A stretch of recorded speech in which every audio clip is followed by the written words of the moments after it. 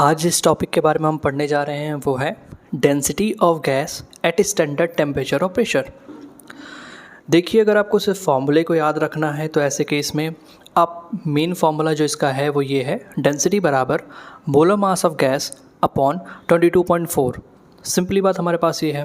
देखिए, ये चीज़ें आई कैसे, इसको समझने के लिए वीडियो के एंड तक बने रहिए।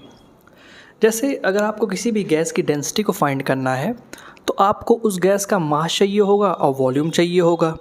आप सपोज़ करो कि कोई गैस का पार्टिकल है, उसके मास को मेज़र कर पाना क्या आसान होगा, और उस टाइनी छोटे से गैस के पार्टिकल का वॉल्यूम मेज़र कर पाना क्या आसान होगा? बिल्कुल नहीं। हमारे पास कोई भी ऐसी सोफिस्टिकेटेड डिवाइस नहीं है जिसके थ्रू हम किसी भी गैस के पार्टिकल का मास और वॉल्यूम को मेज़र कर पाएँ।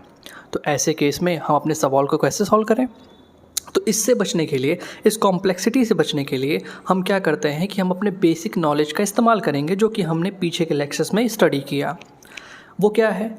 आपको पता है कि 1 मोल सब्सटेंस के मास को हम मोलर मास कहते हैं, और कोई भी गैस हो या कोई भी एलिमेंट हो गैसेस फॉर्म में स्टैंडर्ड टेम्परेचर और प्रेशर पे 22.4 लीटर वॉल्यूम को ऑक्यूपाई करता है। मैं फिर से रिपीट करता हूँ इस बात को कि कोई भी सब्सटेंस का 1 मोल अगर हम लेते हैं तो उसका मास कितना होता है? उसके मोलर मास के बराबर।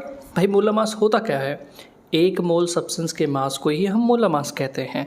तो किसी भी सब्सटेंस का 1 मोल कितना उसका वज़न होगा? तो उसके मोलर मास के बराबर। और अगर हम कोई भी एलिमेंट लेते हैं 1 मोल, तो स्टैंडर्ड टेम्परेचर और प्रेशर पे वो 22.4 लीटर वॉल्यूम को ऑक्यूपाई करेगा। देखिए, हमारा कितना बड़ा सवाल जो है यहाँ पे सॉल्व हो गया। किसी भी गैस का हमें मास जानना था, वॉल्यूम जानना था, लेकिन हम उस टाइनी सी गैस के पार्टिकल का मास और वॉल्यूम मेज़र तो नहीं कर सकते। लेकिन हमें 1 मोल के बारे में पता है कि अगर कोई भी गैस है, अगर हम 1 मोल गैस लेते हैं तो उसका मास कितना होगा? उसके मोलर मास के बराबर। और उसका वॉल्यूम कितना होगा? 22.4 लीटर वॉल्यूम को वो ऑक्यूपाई करेगा स्टैंडर्ड टेम्परेचर और प्रेशर पे।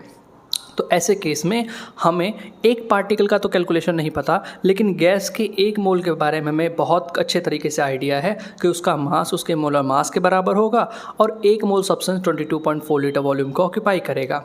इसलिए मैंने मास अपन वॉल्यूम की जगह पे मोलर मास, आप मास की जगह पे मोलर मास रिप्लेस कर सकते हो, क्योंकि हम 1 मोल के रिस्पेक्ट में डिफाइन कर देंगे। और वॉल्यूम, चूँकि हम 1 मोल अगर कोई सब्सटेंस है तो स्टैंडर्ड टेम्परेचर और प्रेशर पे 22.4 लीटर वॉल्यूम को ऑक्यूपाई करता है, इसलिए वॉल्यूम की जगह पे हमने 22.4 लीटर रख दिया है, और इसकी यूनिट ग्राम पर लीटर आ जाएगी।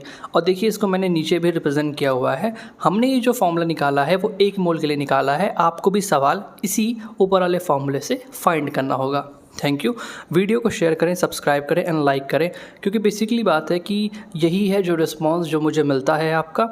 आप लाइक करेंगे, शेयर करेंगे, कमेंट करेंगे, सब्सक्राइब करेंगे, तो ऐसे केस में मेरा भी मोटिवेशन अप होगा एंड मैं अच्छे तरीके से और वीडियो भी डाल पाऊँगा। Thank you.